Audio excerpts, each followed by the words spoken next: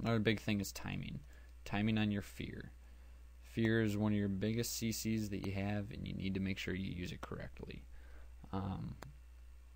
For instance, a lot of the priests I've seen just kind of fear when they have it up just because, well, it's off cooldown. Why not?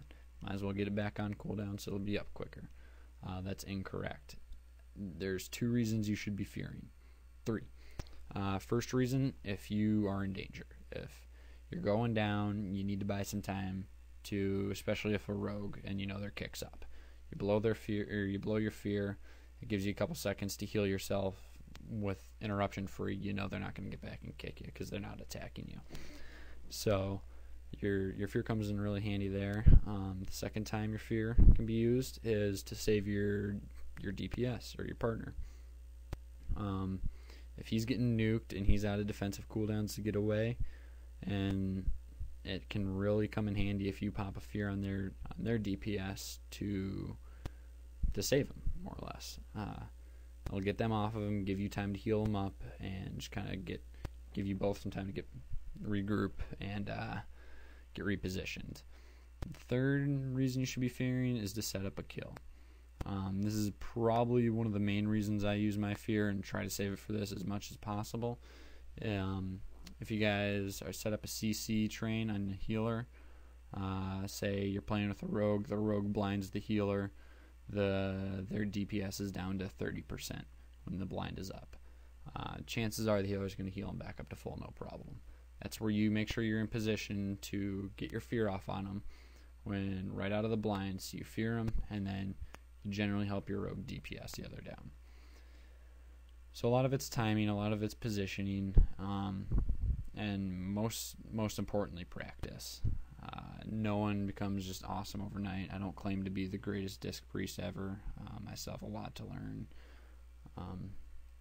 but that's what makes good PvPers good. Always learning, always adapting their playstyle to what the comp is, and just continuing to get better. Best ways to practice is BGs. I'm not a fan of because it's just a clusterfuck, and I do a lot of skirmishes. Skirmishes help me get my positioning down, get my dispels down when dispelling another player. Avoiding CC, which is another big thing I forgot to talk about here. Avoiding CC is huge, especially, for instance, this is probably one of the biggest things. If you're going up against a mage and they're casting polymorph on you, that is a long CC train to eat. One way you can get out of it is if you see the mage casting polymorph and you cast Shadow Word Death during the cast, the damage that you take will actually break you out of the polymorph. So that is an 8-second CC that's just gone, just out of the window. You don't have to worry about it because you Shadow Word Death the polymorph. That can be just monumental in a lot of cases. So always keep track of mage. What I do when I go into an arena with a mage, I set them to my focus target, and actually I have a macro for my Shadow Word Death here that it goes show tooltip, Shadow Word Death, stop casting, cast, target focus modifier shift, Shadow Word Death. Pretty much, you can look it up on Arena Junkies. I don't know if you'll be able to see it here. Pretty much what that does is if I set, what is this?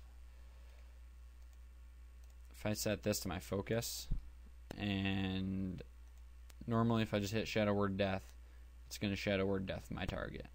However, since this is my focus target, if you hit Shift, then your Shadow Word Death button, then it will Shadow Word Death your focus modifier, or your focus. That's what we call shift modifier, and it'll hit your focus target. That's really about all I got as far as Disc Priest guide. Wish my computer was a little bit better so I could make a better movie and show some actual arenas. I might try it later with just beware of some horrific lag. But I hope this helps somebody.